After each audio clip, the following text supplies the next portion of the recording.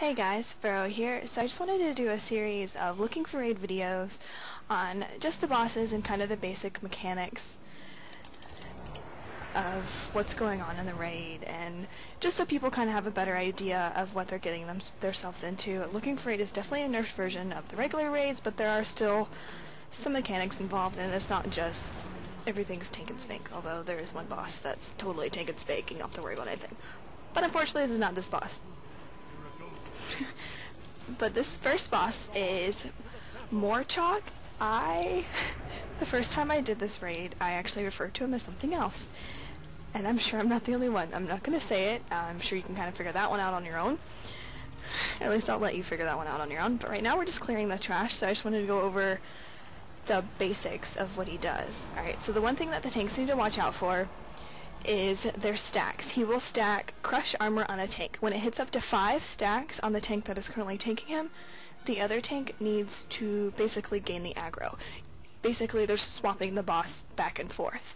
You do not want to let it get over 5 stacks because it does do a lot of damage. And it will hurt you and it will kill you. And apparently our other tank is AFK. Awesome. Anyway, so another ability that he does is called a Stomp. The best way, you can't really avoid this, but the best way to deal with it is everyone needs to be stacked near his feet. You don't have to be exactly near his feet, but you need to be not too spread out, because if the further away you are, the worse it hurts the raid. It basically divides the damage between everybody within the vicinity of him. So you want to stay nice and close. Another attack that he does is called a resonating crystal. Basically, this red ball of energy will be placed on the ground and linked to, I believe, about 7 people. It'll only be ranged. So if you are melee or tank, you don't have to worry about it. It'll only affect healers and ranged DPS. When you have this link on you, you will notice it when I do the actual fight. You have to run over to the actual little ball of red energy and just stand inside of it and wait till it finishes. It divides the damage of it between everybody, and you want to do that because I've seen some where only 1 or 2 people went and they ended up insta-dying because nobody else went, so there wasn't anybody to basically divide the damage around. And another thing that he actually does is he also will randomly pull in, I believe it's during phase 2, he will pull in all of the raid members, and apparently we're attacking now, after we got a new tank. He will pull in all of the raid members into where he's at, and then after he does that, you need to run out as quickly as you can, and as soon as you can, to the outer rock formations. You need to hide behind these because he will summon something called Black Blood of the Earth, and if you stand in this, you will die. It doesn't matter if you have a shield on you, it doesn't matter if you're a healer and you're healing the crap to yourself, you will die. Unless you're super geared, then you may have a chance, but even that I'm not so sure about. I've seen lots of people die in it, so just watch for it. So right now we're almost at the boss, so those are just the basic attacks. The boss is actually fairly easy, I think. I would definitely say he's one of the easiest bosses in Looking for Raid. I mean, he is the first boss, so usually they're not too hard, I guess. I don't think I have a flask. Meh, you don't really need a flask for Looking for Raid anyway.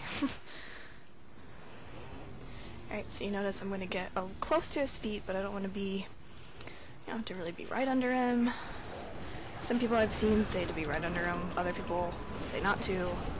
I'm going to stay pretty close, just in case. So you'll notice the little yellow around my screen. That means I have the resonating crystal on me, so I'm going into the crystal. I'm shielding everybody. I even pull this guy. Maybe not. I was going to pull him to me. Okay, and now I got it again. This thing can be really annoying if you're ranged, especially if you're a healer, because you're trying to pay attention and heal people. And I usually, since I'm a disc priest on this tune, I try to shield everybody that's inside of the resonating crystal in case, well, basically because I know not everyone's going to come in. Alright, this is the earthen vortex. This is when he pulled you in. One tip I have is to maybe angle your camera a little bit and to start running before you can even actually run. Alright, so you want to go behind these rocks, but you want to go a little ways out, so you notice I'm still standing in it. Oh! Because you will notice it kind of still goes around the rocks, and it's still very able to hit you. And I think that guy's standing in it because he's about to die. Alright.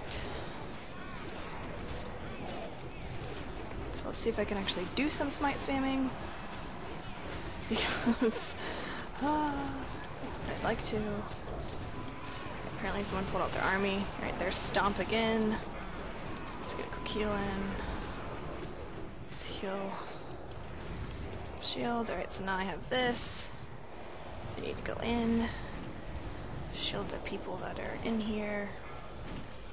So that we all don't die.